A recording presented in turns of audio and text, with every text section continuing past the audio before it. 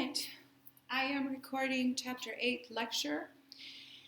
For Chapter 8, we're going to cover only the first three sections, so 8.1 through 8.3.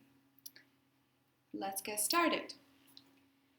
We have talked about gases a lot, so at least the first few slides are not anything new. We know that for a gas to be a gas, the molecules have to be quite far apart. That's one characteristic of gases. The second characteristic is that those molecules, they move very fast. That's partly why they're so far apart and they don't stick together. They have a lot of energy and they are a lot of far apart from each other. So they do not interact much. So they have very little interaction unless they collide with each other. This is not the same as obviously the solids and the liquids because those particles are closer, and because they're closer they can interact a lot more than the gas molecules can. And we also know this from experience, gases will expand to fill all available space. In fact, there's videos of this if you ever care to check it out on YouTube, where you can inject gas that's colored into an empty container, and you will see that eventually the gas will spread to the whole container. So it fills up the space that is available. That's a characteristic of gases. We talk about properties of gases. Properties of gases are starting with pressure, temperature, density, volume, and the number of particles. So we're going to be using these properties when we talk about gases, when we do problems about gases. If you change one of these properties, it's going to affect the rest of the properties of the gases because they're all related to each other. So if I change the temperature, that's going to affect the pressure. If I change the volume, that's going to affect the pressure, etc. If I add more particles of a gas, that's going to affect the pressure. So all of these properties are related to each other, and if I change one, I'm going to change every other one. And I'm just going to grab my problems here because we'll get to solving a few problems soon. So first of all, we'll talk about pressure. Pressure is given as, this is the definition of pressure, force divided by area. If I have a container where I put a gas, the force is going to be the amount of collisions that the gas particles have with the size of the container. The area is the total area of all the container on the inside. Force over area, that's the definition of pressure. How do we measure pressure? There's several different kinds of units. I will give you the most commonly used ones. So in the English system, we tend to use pounds per square inch. When you do your tire pressure and you want to know how much how much pressure they have, that gives you an amount in PSI, pounds per square inch. We also have atmosphere or millimeters of mercury, that's what that stands for, mmHg, that's millimeters of mercury, or torr, as well as Pascal. So all of these are units of measurements for pressure. We don't use them all at the same time, but here's the conversion factors that we can use to convert from one unit to the other. We know that 1 atmosphere, which is what we mostly are going to be using in the class, 1 atmosphere is equal to 760 millimeters of mercury, as well as 760 torr. So 1 millimeter of mercury is the same as 1 torr. 1 atmosphere has 760 of each, so 760 millimeters of mercury or 760 torr. 1 atmosphere is also equal to 101,325 pascals. This is a unit of measure after a scientist who dealt a lot with pressure, and so in order to honor him, one of the units of pressure was named after him. However, we don't always use Pascal. It just depends. And then 1 atmosphere is equal to 14.7 psi. The Pascal is the SI unit, but we mostly will use atmosphere. Okay, so those are the conversion factors that you can use. You're going to refer to these when you do problems, so make note of those. Okay, those are the two main ones. Here's an example, and I'm going to read this because I'm not quite sure how well you can see this, although you will be at home, so you will have, hopefully you will have these slides right in front of you, or at least printed out. Calculate the amount of pressure a 105-pound woman exerts by stepping down on a stiletto heel, which has an area of 1/16 square inches. Compare this to an elephant who weighs 12,000 pounds and has 1 foot that is 16 square inches. Okay.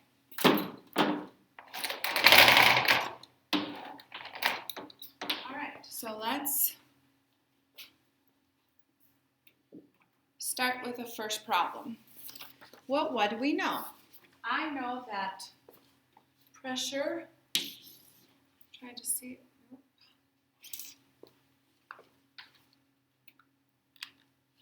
there we go. Pressure is equal to force over area. Okay? Now let's do the woman first, and then we will worry about the elephant. Okay, what do we find out? We know that the force is the weight of the woman. She weighs 105 pounds. 105 pounds over the area. It tells me that one of her stiletto heels is 1/16 of an inch, but she has 2, so I have to multiply that by 2. The area will be 2 times 1/16 of square inch. Okay, this will give me 1/8. 1/8 of a square inch. So if I do this math, I should get 840 pounds per square inch. Okay? Now let's look at the elephant. The same thing, pressure is equal to force over area. Okay? Now I'm told that the elephant weighs 12,000 pounds, so that's going to be the force. 12,000 pounds over, one of its feet is 16 square inches, but the elephant has 4, so I have to multiply that by 4. 4 times 16 square inches. If you do the math here, you will get 187.5 pounds per square inch. Okay? So you can see that there's less pressure exerted by the elephant than there is exerted by a woman who is wearing stiletto heels. That is why it's not very good to wear stiletto heels, because of all that pressure on your feet. But it is dependent upon the area. The larger the area, the less the pressure, obviously. The smaller the area, the higher the pressure. That's the first problem on that page. The second problem says the depths of the ocean can exceed 380 atmospheres of pressure. How many pascals is this? How many psi? So the pressure at the depth of the ocean can exceed 380 atmosphere.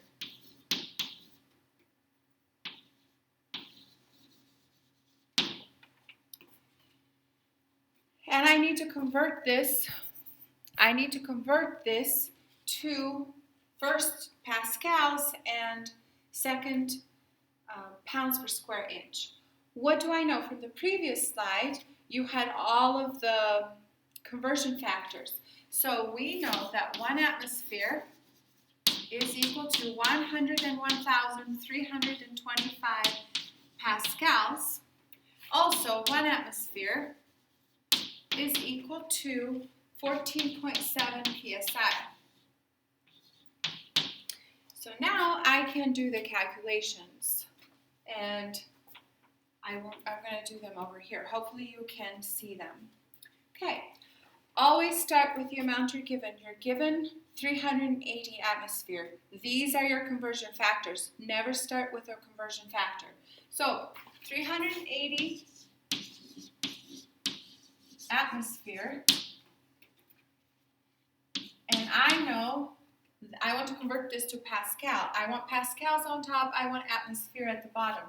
1 atmosphere is equal to 101,325 pascals. Okay, my atmospheres will cancel out.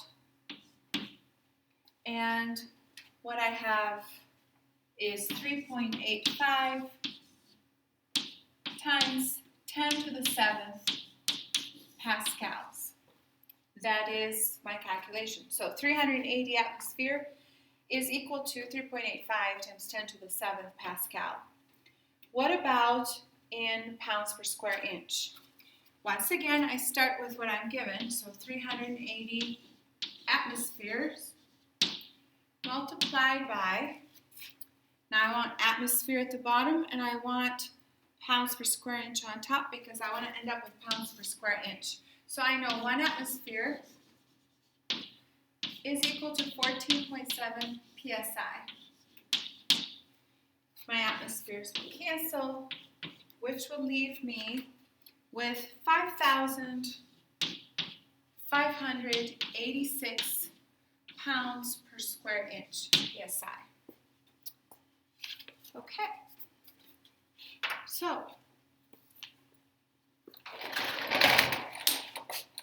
bear with me because I got to go back and forth.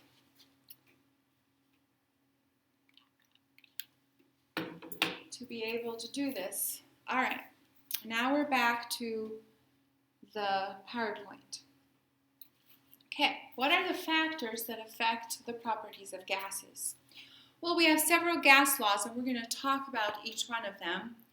The first one that we're going to talk about is Boyle's law. So Boyle's law says that for a given amount of mass of gas, and this is constant, so it doesn't change. So the amount of gas, how much gas I have, is closed in a container.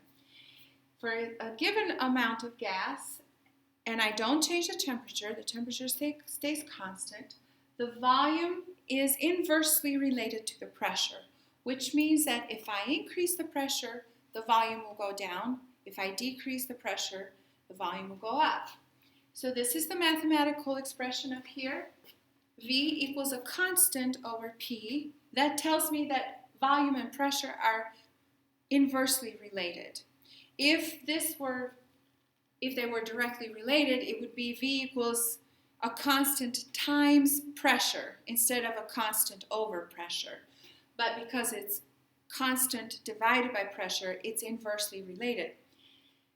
I can write these for 2 states of the same gas. So if I have conditions number 1 and conditions number 2, I can write this as V1 equals a constant over P1, and V2 equals the same constant over P2. So the constant is the same in both cases. All is changing is V1 and V2, P1 and P2.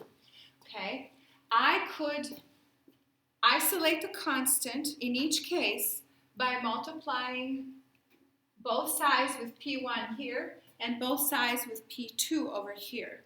And what I get is the constant is equal to V1 times P1, and the constant over here is equal to V2 times P2.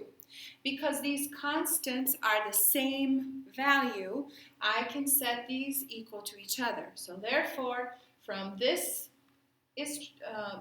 two expressions, I get this law. This is Boyle's law. V1 times P1 equals V2 times P2. Okay? If I am given an amount of, so a volume and a pressure of a gas, and it tells me that I change the pressure of the gas, what is the new volume? This is the law that you're going to be using, vice versa. You will typically have 3 out of 4 unknowns and then figure out the next one. The next law we're going to talk about is Charles's law. Charles's law relates volume to temperature. Once again, if I have a set amount of gas, so I'm not adding any more gas to my what's already there, and if I have now a constant pressure, so my pressure doesn't change, the volume and the temperature are directly related to each other. And we know that because if you've done anything with a balloon, for example, if you change the temperature, if you take it to a colder place, let's say you were upstairs and you were playing with a balloon, and then you take it downstairs where typically it's colder, what happens to the balloon? It shrinks because the volume decreases, because the temperature decreased. Okay. Same, but notice the difference here between the previous law, Boyle's law, and Charles's law. Boyle's law, we have the constant divided by the pressure. Here, because they're directly related to each other, we have the volume equal to a constant multiplied by the temperature. They're directly related. Now, I'll walk you through the math just like we did with the Boyle's law. If I have, for the first set of conditions, I say V1 is equal to a constant multiplied by T1, okay? Then I change my conditions, and what I have now is my second set of conditions. V2 is equal to a constant, the same constant, multiplied by T2. To isolate the constant, I have to divide both sides by T1 over here, or I have to divide both sides by T2 over here. And what I get when I do that is I isolated my constant, and now I have V1 divided by T1 equals a constant, or V2 divided by T2 equals a constant. Because this constant is the same value, I can set these two equal to each other. So I get V1 over T1 equals V2 over T2. Once again, these types of problems will have 3 out of 4 unknowns given to you, and you'll have to figure out the third. The most important part about these laws, they're not very difficult, but I think students have a hard time remembering whether the temperature is up on top or the pressure is on top or at the bottom. So remember that if they're directly related like here, you'll have the temperature at the bottom and volume at the top.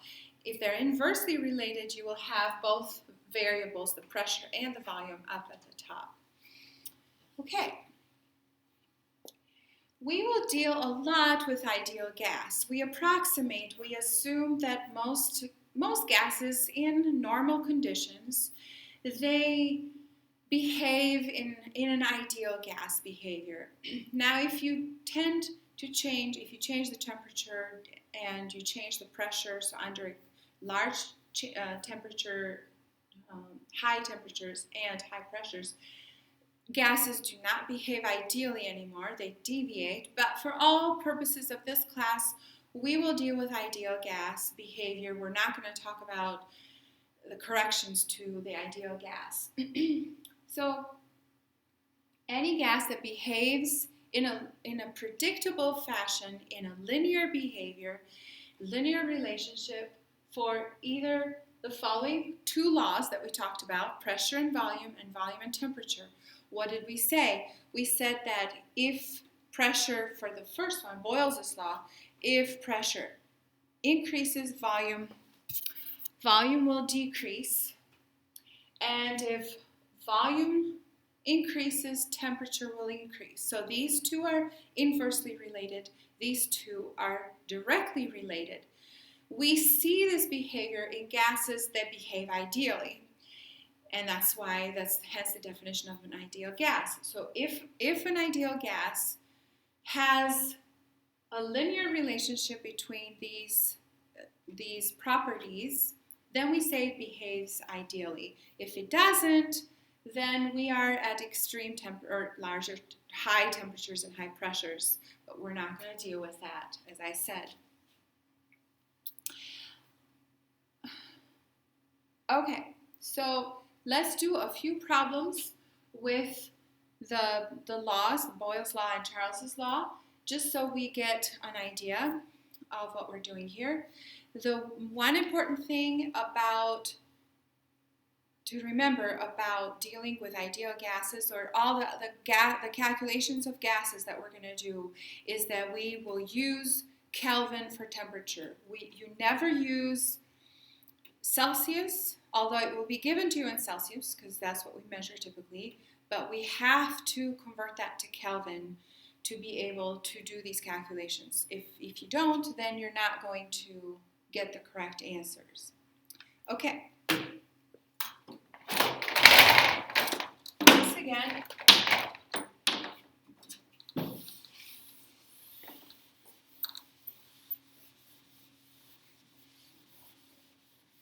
I am going to read the problems. You'll have them in front of you, and then I'll work them out.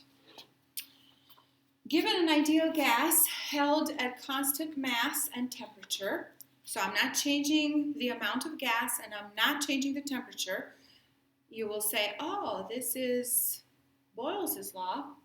What would be the volume of the gas if it was originally 125 milliliters and its pressure is dropped from 1.4 atmosphere to 0.5 atmosphere? Okay, because it says originally 125 milliliters, it tells me that that's the first set of conditions.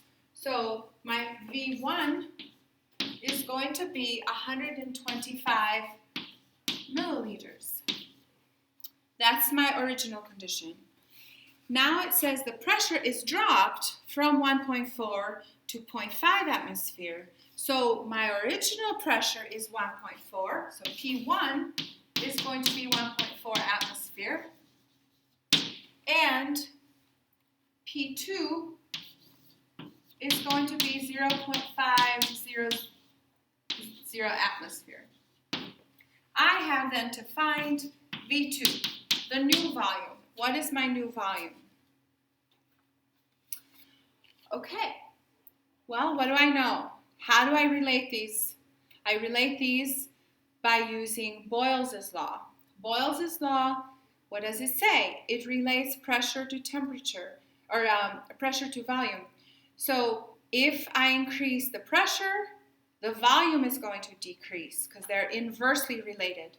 If I decrease the pressure, as I'm doing here, the volume is going to increase.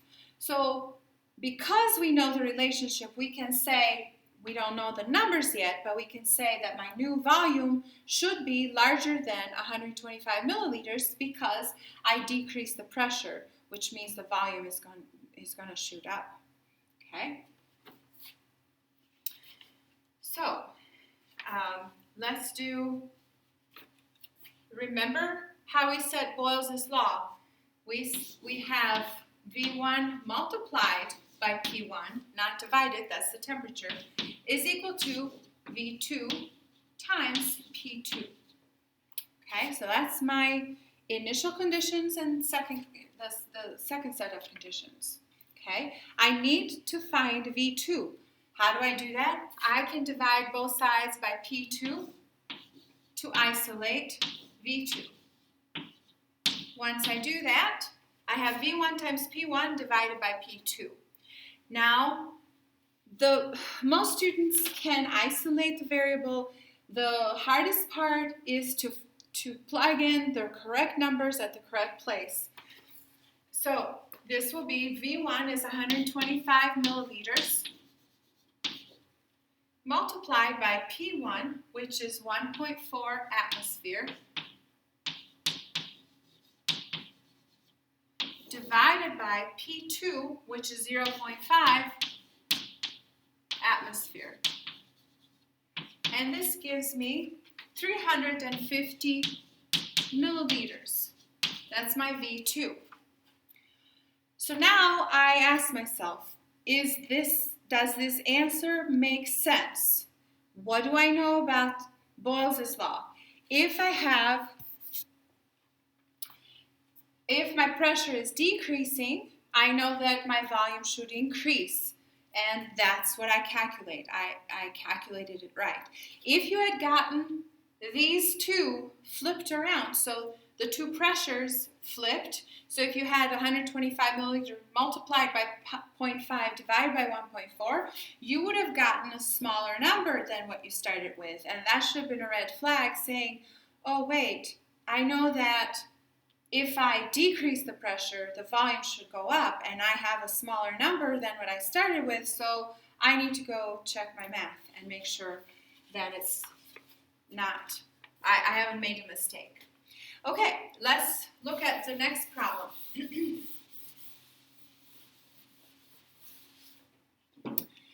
Given an ideal gas held at constant mass and pressure, okay, now I have a constant mass and constant pressure, so I relate volume to temperature. This is Charles's law. What would be the temperature of the gas if it was originally at 125 degrees Celsius and its volume is dropped from 3 liters to 0.5 liters? So if the volume decreases, the temperature should decrease as well. But let's work it out. It says the temperature originally was at 125 degrees. So that means T1 would be 125 degrees Celsius.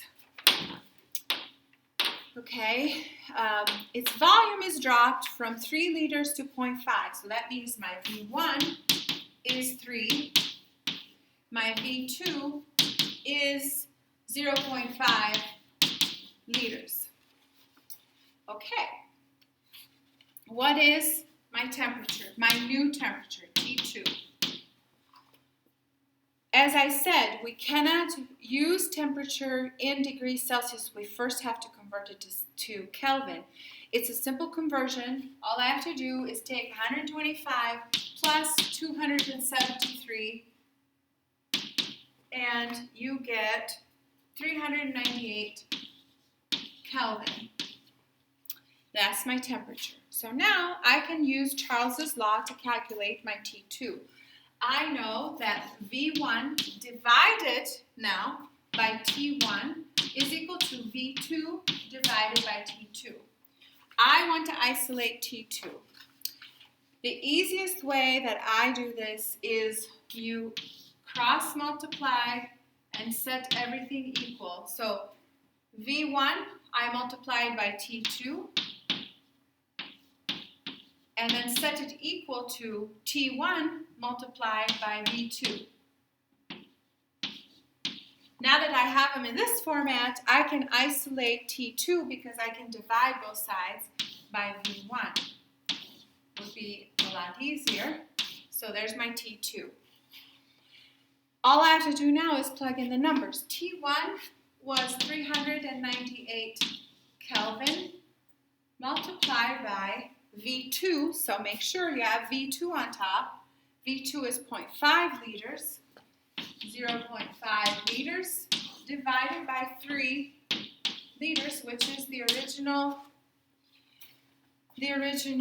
volume. My liters cancel, leaving me with the temperature in Kelvin, and I get 66.3 Kelvin.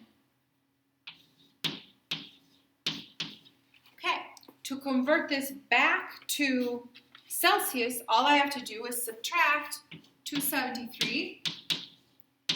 And what you get is minus 206.7 degrees Celsius. Okay, I started with 125 degrees Celsius and I ended up at minus 206.7 degrees Celsius just by dropping the volume from 3 to 0.5 liters. Okay, so quite a drastic change there. All right, let's keep going.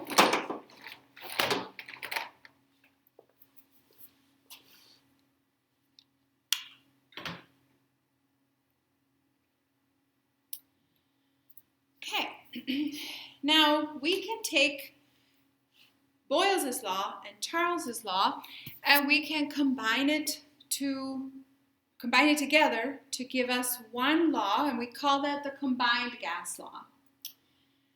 And it gives us this relationship. So P1 multiplied by V1 divided by T1 is equal to P2 multiplied by V2 divided by T2. I personally would, if you learn anything, I would learn this because you can figure out Charles's law and Boyle's law from this. So you only have to memorize one law. How do I mean that? What do I mean by that? I'll just write it over here. Well, if I have P1 V1 over T1 equals P2 times V2 over T2, I know that for Boyle's law relate pressure to volume. So the temperature will drop out, and then I have P1 V1 equals P2 V2. If I'm talking about Charles's law relates volume to temperature, which means my pressure will drop out, and I'll have V1 over T1 equals V2 over T2. So you can get both laws if you just memorize this one, and then know if my pressure is constant, for Charles's law, pressure is constant, this will cancel out and leaving me only volume and temperature. If temperature drops out because it's Boyle's law and it's constant, this will fall out and I'll have P1 V1 equals P2 V2. That's how I would do it. All right, let's look at a problem with a combined gas law. I will read it and then solve it. Then we'll be back. With the lecture.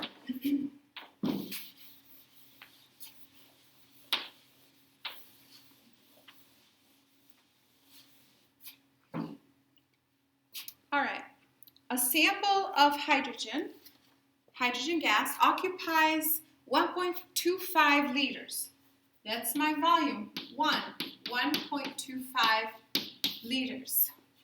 At 80 degrees Celsius, T1, 80 degrees Celsius. And 2.75 atmosphere, P1, 2.75 atmosphere.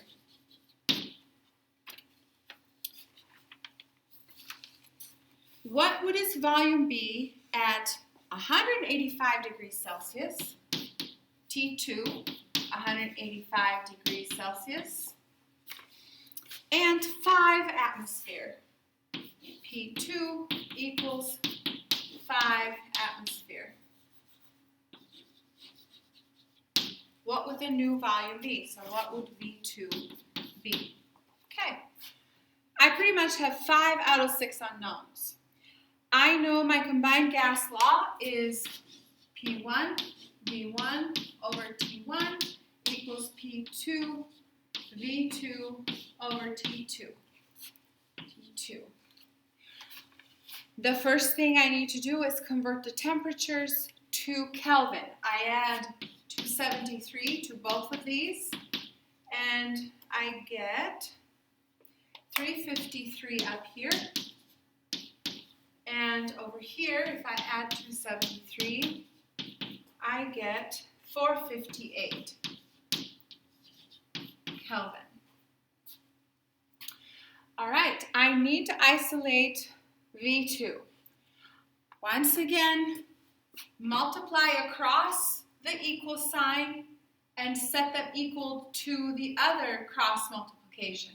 So multiply these two, and they're equal, set them equal to this product of these two. So I would have P1 times V1 times T2 is equal to T1 multiplied by P2 multiplied by V2. Okay. I am asked to find V2. If I divide both sides by T1 and P2, they will cancel out, and I have isolated V2. So V2 is equal to P1, which is 2.75 atmosphere, multiplied by V1, which is 1.25 liters, multiplied by T2, which is 458 Kelvin, divided by P2, which is 5 atmosphere,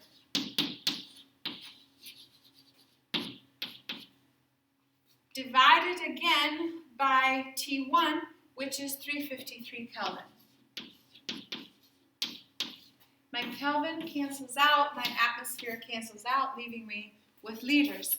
Now, do not get confused when you do this in the calculator. If you do it all in one step, you will have to multiply the top and divide by 5 divided by 353.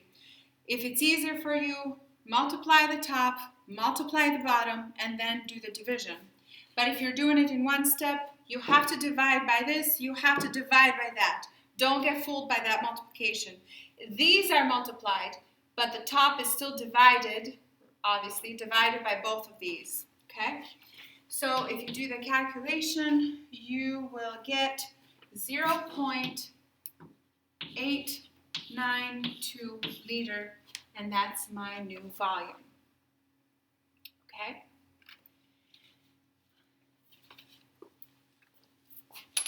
All right.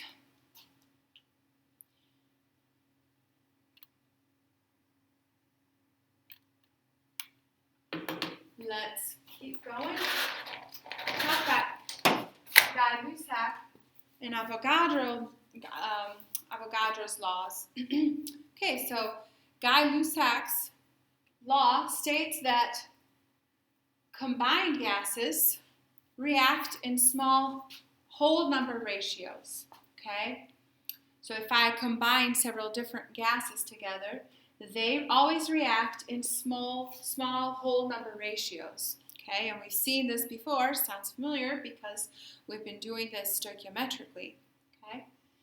Then Avogadro came along and he hypothesized that the volume that is occupied by a gas is proportional, directly proportional to the number of gas particles, or the moles of gas. We can figure out moles of gas because we can figure out the molar mass of a gas.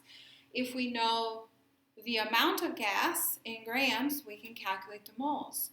So this basically volume of a gas is directly related to the amount of gas, which makes sense. The more gas you have, the more it's going to try to expand to increase the volume. So you increase the number of particles, you're going to increase the volume as well.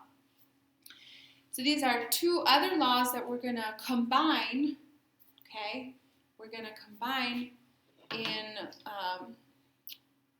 a little later on in the ideal gas law. But Avogadro thought this, well, if I have a given pressure and temperature, so I don't change, I have a constant pressure and a constant temperature, and equal volumes of gas then should contain equal numbers of moles. It doesn't matter what the gas is. If I have a constant pressure and constant temperature, equal volumes of gas should also have equal number of moles. Okay. We can take that one step further and talk about it. We define it as the molar volume. Then we take the conditions that he described, we've defined them as the standard temperature and pressure, STP. Okay, so at STP, standard, that stands for standard temperature and pressure, which are defined as 273.15 Kelvin and 1 atmosphere. Know those values, okay? Know what standard temperature and pressure conditions are. Standard temperature and pressure is, the standard temperature is 273.15 Kelvin and 1 atmosphere for the pressure. Know the right units, okay? The standard temperature is 273.15 Kelvin. Standard pressure is 1 atmosphere. 1 mole of gas then ends up occupying 22.414 liter. We'll call that the molar volume because it's the volume of 1 mole. And the molar volume is going to be the same for any gas because pressure and temperature are constant. They're equal.